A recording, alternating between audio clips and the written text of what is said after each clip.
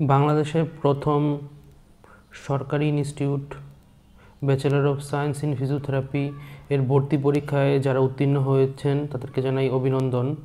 এখন ভর্তি হওয়ার জন্য আপনাদের কিছু কাগজপত্র প্রয়োজন হবে। সেই কাগজপত্রগুলো কি আমি বলে দিচ্ছি। প্রথমেই লাগবে আপনার এসএসসি পরীক্ষার মার্কশিট ও সার্টিফিকেটের মূল কপি ও এক সেট সত্যায়িত ফটোকপি। এসএসসি পরীক্ষার মার্কশিট ও সার্টিফিকেটের মূল কপি ও এক সেট সত্যায়িত ফটোকপি। এখন অনেকের সার্টিফিকেট আসে নাই, যারা ফার্স্ট টাইমের আছে বিশেষ করে তাদের দেখা গেছে এইচএসসি পরীক্ষার সার্টিফিকেট এখনও আসে নাই। তো তাদের ক্ষেত্রে সার্টিফিকেট না আনলেও সমস্যা নাই, কিন্তু অবশ্যই তাদের মার্কশিট আনতেই হবে। এসএসসি মার্কশিট অবশ্যই আনতে হবে, এইচএসসির মার্কশিট অবশ্যই আনতে হবে। আর এসএসসি পরীক্ষা যেহেতু অনেক আগে দিয়েছেন, তো সেটার সার্টিফিকেট আপনার স্কুল থেকে আপনি উঠিয়ে ফেলবেন। আর এসএসসি পরীক্ষার সার্টিফিকেট যাদের আসে নাই এখনও, তারা অ্যাপ্লিকেশন করে রাখবেন যে যখন সার্টিফিকেট কলেজে চলে আসবে তখন আমরা সেটি জমা দিয়ে রাখবো। তারপর সর্বশেষ শিক্ষা প্রতিষ্ঠান কর্তৃক প্রশংসাপত্রের কপি।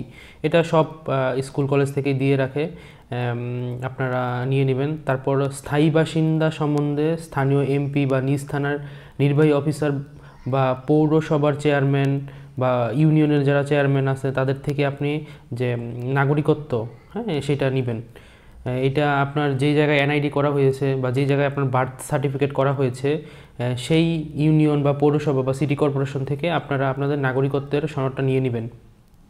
এটা ভবিষ্যতে অনেক কাজে লাগবে, শুধু এই পরীক্ষার ক্ষেত্রে না। দেখা যাচ্ছে যখন কোনো জায়গায় চাকরির অ্যাপ্লাই করতে যাবেন বা কোনো জায়গায় কোনো অ্যাপ্লাই করতে যাবেন, তখন দেখা গেছে এই নাগরিকত্বের সনদটা লাগে। তারপর সদ্য তোলা 3 কপি পাসপোর্ট সাইজের ছবি, যেটা সরকারি গেজেটেড অফিসার কর্তৃক সত্যায়িত করতে হবে।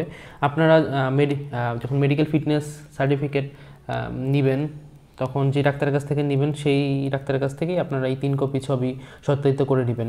আর তারপর সকল শিক্ষাগত যোগ্যতার মূল সনদপত্রাদি জমা দিতে হবে।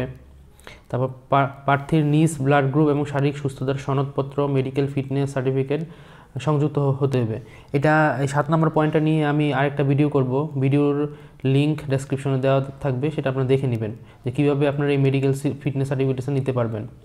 আর কোটার ক্ষেত্রে যারা মুক্তিযোদ্ধার সন্তান, আবারও বলি, কোটার ক্ষেত্রে যারা শুধুমাত্র মুক্তিযোদ্ধার সন্তান এবং উপজাতি আছেন তাদের যে সার্টিফিকেট রয়েছে বাবার, আবার উপজাতির যে সার্টিফিকেট রয়েছে সেটা অবশ্যই শো করতে হবে।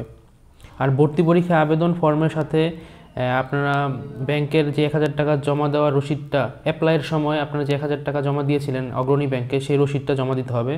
এবং সর্বশেষ হলো ভর্তি পরীক্ষার মূল প্রবেশপত্র, যেটি দিয়ে আপনারা পরীক্ষা দিয়েছেন, যে প্রবেশপত্র দিয়ে সেইটি জমা দিতে হবে।